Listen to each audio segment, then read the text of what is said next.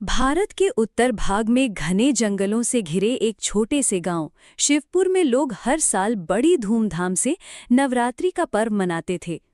पूरे गांव में ढोल नगाड़ों की गूंज होती, बच्चे झूले झूलते और महिलाएं गीत गाती। लेकिन एक वर्ष नवरात्रि आते ही गांव पर एक अजीब सा साया छा गया।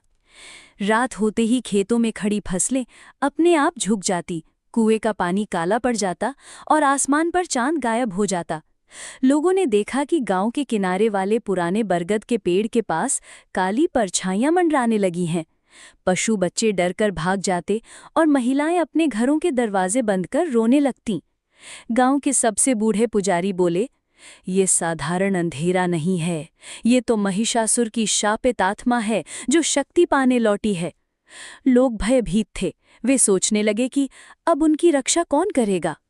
गांव में एक साधारण लड़की रहती थी, नंदिता। वो ना तो बहुत ताकतवर थी, ना ही विद्वान, लेकिन उसका दिल बहुत साफ था। एक रात उसने सपना देखा। सपने में एक तेज उजाला फैल गया और उसमें से एक दिव्य स्वर गूंजा, नंदिता, डरो मत, तुम्हारे भीतर मेरी शक्ति छिपी है।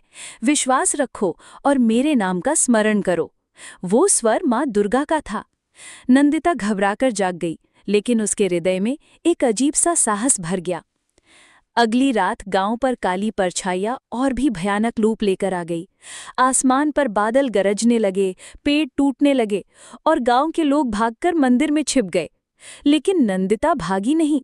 उसने गांव के चौपाल पर एक दीपक जलाया और हाथ जोड़कर माँ दुर्गा का नाम लेने लगी। तभी अचानक उसके चारों ओर रोशनी का घेरा बन गया।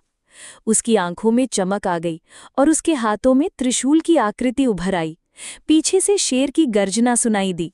गांव के लोग मंदिर की खिड़की से ये दृश्य देखकर दंग रह गए। परछाइयां नंदिता की ओर बढ़ीं।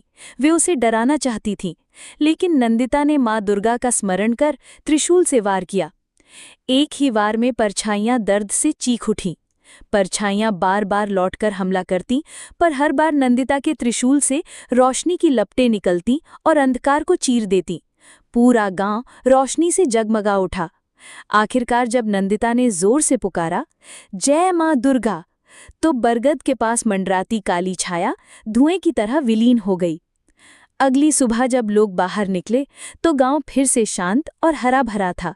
कुएं का पानी साफ हो चुका था और आसमान पर चमकता सूरज उगाया था।